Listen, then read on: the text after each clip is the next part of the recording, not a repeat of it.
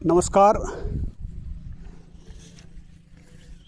मैं 2 तारीख के बापू सभागार में किसानों के लिए जो एक सभा का आयोजन किया गया था, किसान सम्मान निधि की 20वीं किस्त के आगमन के उपलक्ष्य में, वहीं से अपने इस वीडियो की शुरुआत करता हूं। मैंने अपने हर वीडियो में किसान सम्मान निधि योजना की तारीफ़ की है और उसका मुख्य कारण ये है कि इस योजना का फ़ायदा लगभग 80% किसानों को मिल पा रहा है। इसके अलावा सरकार की कई योजनाएं ऐसी हैं जिसे प्राप्त करने में किसान 80%, 90%, 70% तक वंचित रह जाता है। उन योजनाओं पर अपनी इस वीडियो के माध्यम से आगे बढ़ने से पहले फार्म टू फ्यूचर में एक बार फिर से आप सभी का स्वागत है। दोस्तों,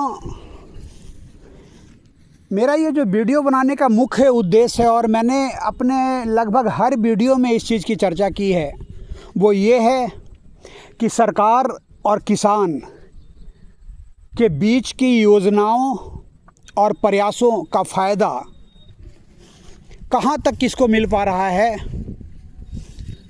उसको आप लोगों के सामने रखूं। इसलिए ये ज़रूरी है कि अगर मेरे द्वारा किया गया प्रयास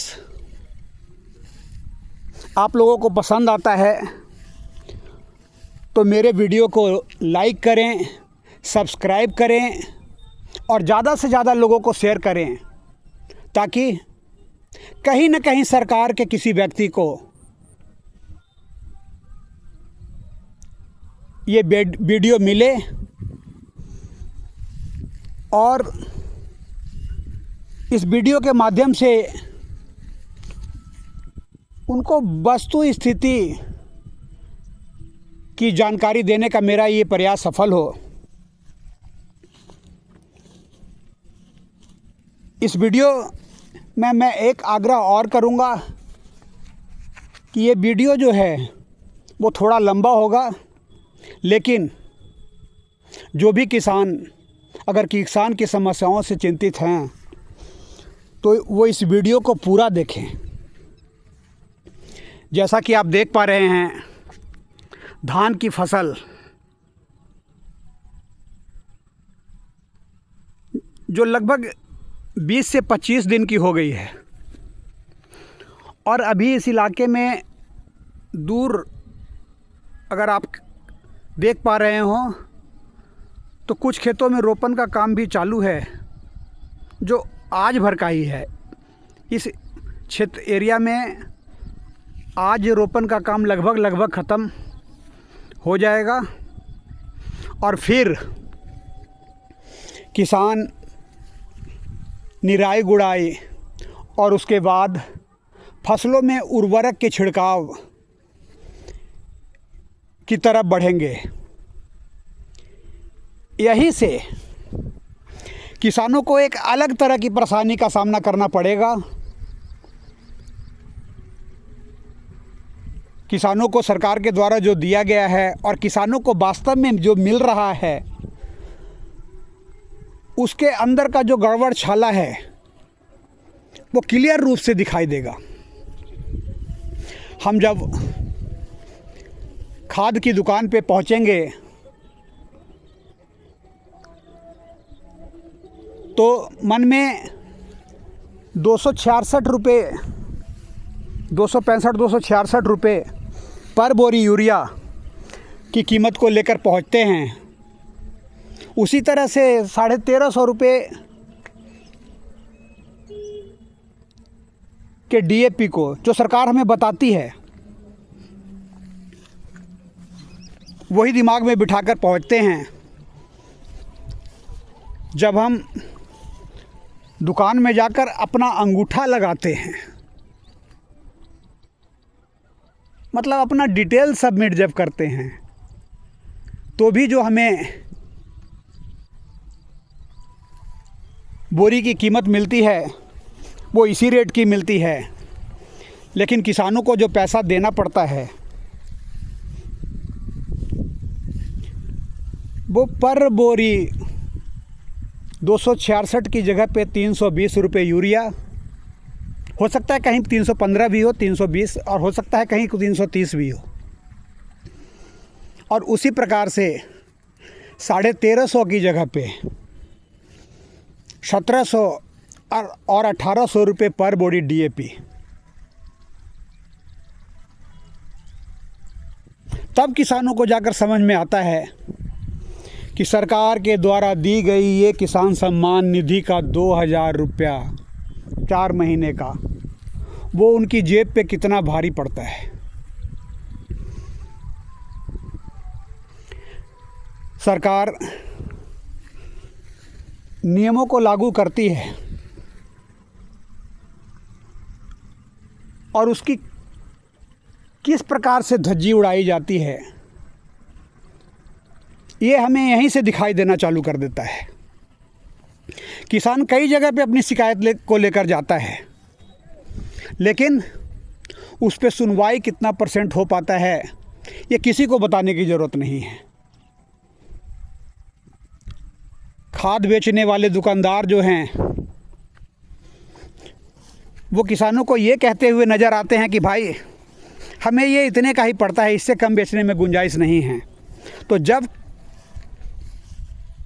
दुकानदार को इससे कम बेचने में गुंजाइश नहीं है तो सरकार हमें 266 और 1350 रुपये का कीमत क्यों बताती है? और अगर कीमत क्यों सरकार बताती है तो दुकानदारों को वो इतने का क्यों पड़ता है? किसान इस सारे गड़बड़ छाले को चेक नहीं कर सकता है, क्योंकि वो सिस्टम में चेक करने की जगह पे है ही नहीं। वो तो सिर्फ विश्वास करने की जगह पे है, विश्वास करता है। अब वो सरकार पे विश्वास करे, सरकारी नुमाइंदों पे विश्वास करे, या फिर उस दुकानदार पे विश्वास करे, और इन दोनों पर विश्वास करके अगर वो एक अलग तरह की दुविधा अपने दिमाग में लेकर आगे बढ़ता है तो फिर वो अपनी फसल को किस प्रकार से संवार सकता है, संजोग सकता है और उत्पादन तक पहुंचा सकता है, ये एक बहुत बड़ा प्रश्न है। अगर सरकार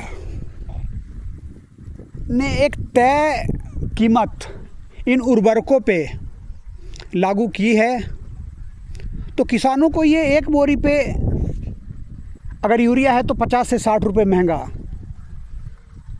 70 रुपये महंगा, और अगर DAP है तो एक एक बोरी पे 500-500 रुपये महंगा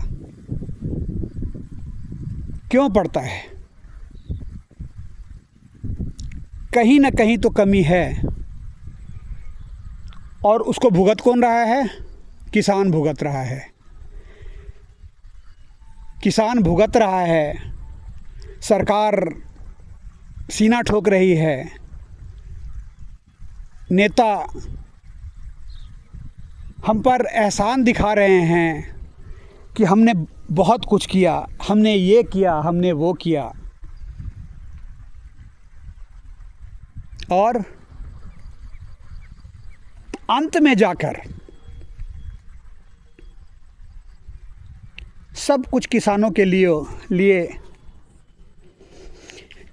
0/0 साबित हो रहा है।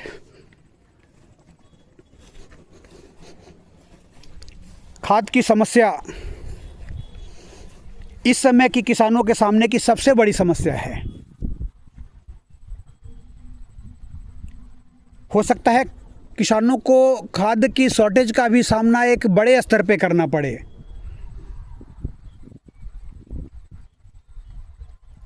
पैसा भी मोटा देना पड़ता है, अनुपलब्धता का भी सामना करना पड़ता है, फिर भी हमारे लिए सब बहुत कुछ कर रहे हैं। ठीक उसी तरह से जिस तरह से आपदा काल में किसानों के नाम पे मदद के रूप में एक बड़ी राशि ऊपर से चलती है और वो सारा बीज के सिस्टम में बढ़ जाता है।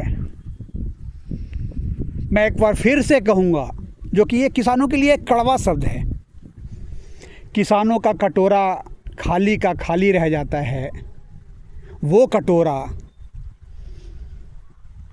जो सिस्टम ने हाहाकार मचा के किसानों के हाथों में थमा दिया है,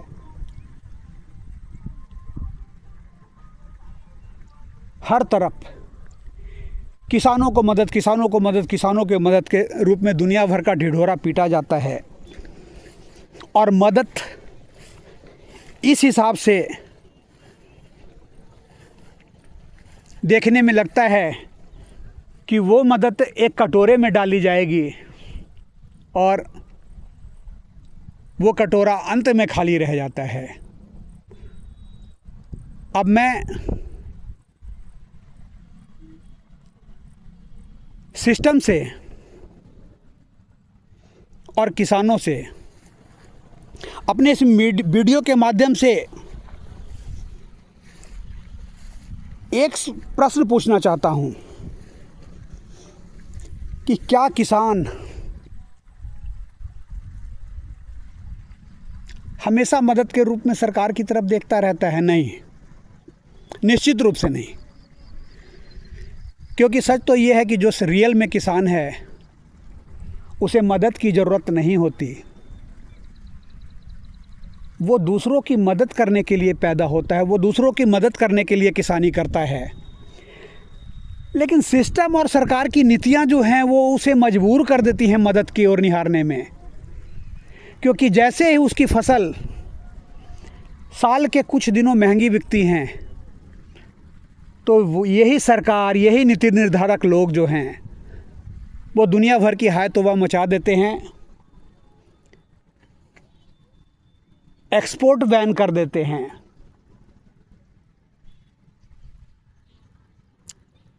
मार्केट में दूसरी कंट्री से इंपोर्ट करके उस उत्पाद को मंगा लेते हैं। लेकिन जब वही किसान परेशानियों में रहता है, उसकी फसल की कीमत न के बराबर होती है, खरीदार कम होते हैं, तब सरकार उसकी फसल के एक्सपोर्ट की व्यवस्था नहीं कर पाती।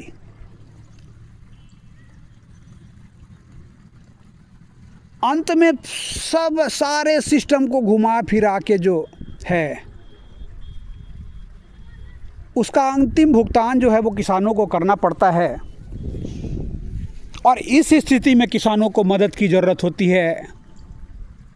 अगर किसानों को अपने हाल पर छोड़ दिया जाए,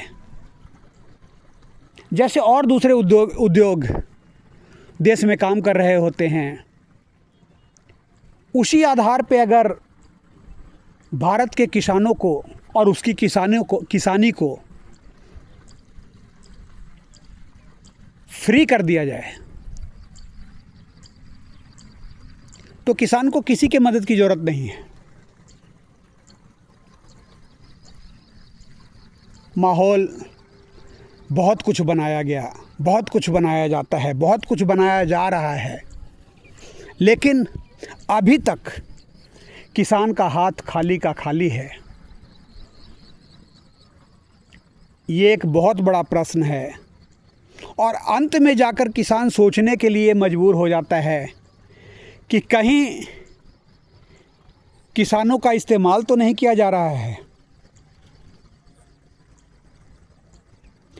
मैं इसी प्रश्न को अपने किसान समाज पर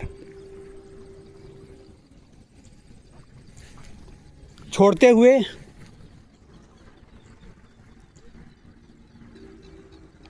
अपने इस वीडियो को यहीं समाप्त करना चाहूँगा। फिर से मैं एक अलग वीडियो लेकर, जिसमें सरकार की लगभग सभी योजनाओं का जिक्र और उससे किसानों को किस हद तक फ़ायदा मिल पा रहा है, इस पे प्रकाश डालने की कोशिश करूँगा। तब तक के लिए इतना ही। मैं एक बार फिर से जय किसान, जय जवान और वाह रे मेरा हिंदुस्तान। धन्यवाद।